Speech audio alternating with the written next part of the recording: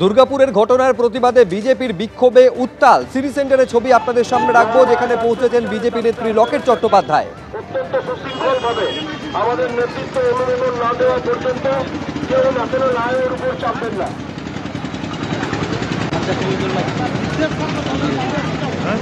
ছবিতে ধরে রাখ।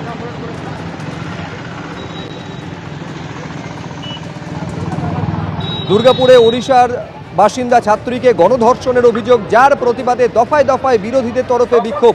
এই মুহূর্তে সিটি সেন্টারের ছবি দেখতে পাচ্ছেন বিজেপির বিক্ষোভ। রাস্তা ছেড়ে সাইড আসুন।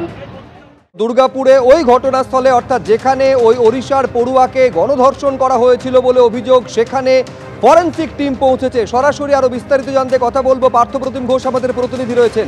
পার্থ,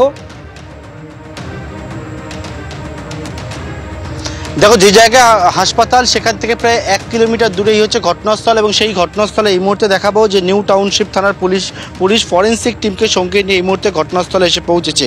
এবং দেখতে পাচ্ছ ফরেনসিক টিমের সদস্যরা তারা এসে পৌঁছেছে এবং নিউ টাউনশিপ থানার পুলিশ তারা রয়েছেন। এবং থাকার পরবর্তীকালে আমার সহকর্মী ভগবান যে ছবি তুলে ধরছে, সেখানে কিন্তু ফরেনসিক টিমের সদস্যরা তারা এসছেন এবং এখান থেকে তারা নমুনা সংগ্রহ করবেন। অর্থাৎ যে ঘটনা আর বিবরণ ইতিমধ্যে অভিযোগকারিনী জানিয়েছেন, যে ঘটনার বিবরণ পুলিশের কাছে আছে, তার সঙ্গে যে সায়েন্টিফিক এভিডেন্স, সেই সায়েন্টিফিক এভিডেন্স কালেক্ট করাটা অত্যন্ত প্রয়োজন। এবং সেই মতো সেই সায়েন্টিফিক এভিডেন্স কালেক্ট করার জন্য ফরেনসিক টিম তারা এসে পৌঁছেছে এবং গোটা যে ঘটনাস্থল, সেই ঘটনাস্থল থেকে তারা নমুনা সংগ্রহ করবেন এবং তার পাশাপাশি ঘটনাস্থলটি ভিডিওগ্রাফি করা হবে। আমার সহকর্মী ভগবান শাহ যে ছবি তুলে ধরছে, এই হচ্ছে সেই জায়গা, যে জায়গা জঙ্গল ঘেরা এলাকা এবং যে জায়গা বর্তমানে একেবারে সম্পূর্ণভাবে পুলিশ বর্তমানে একেবারে ঘিরে রেখেছে।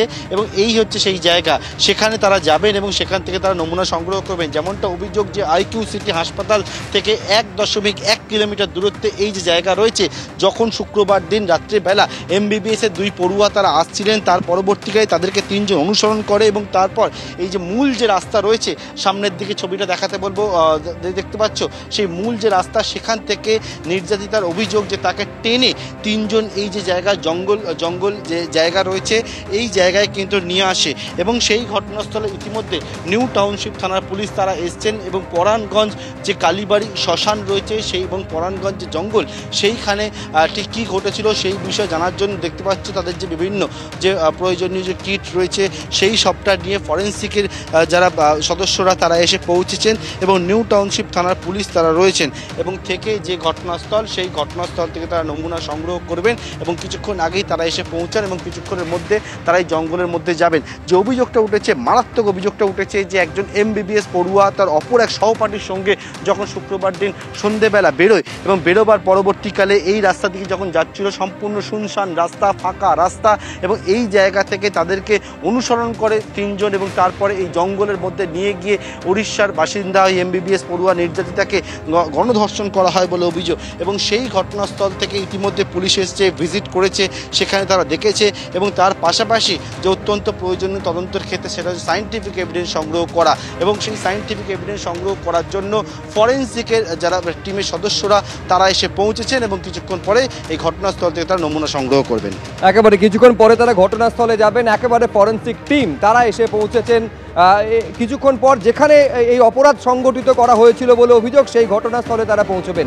আর এইবারে আপনাদের দেখাতে চাইবো নির্যাতিতার বাবা, তিনি ঠিক কি অভিযোগ করছেন। वो तो बहुत हेल्प कर रहा है। चीफ मिनिस्टर भी हमको फोन किया, DG SP कलेक्टर सारी हमको हेल्प कर रहे हैं। वो कैसे है सब, every moment he has taken my opinion.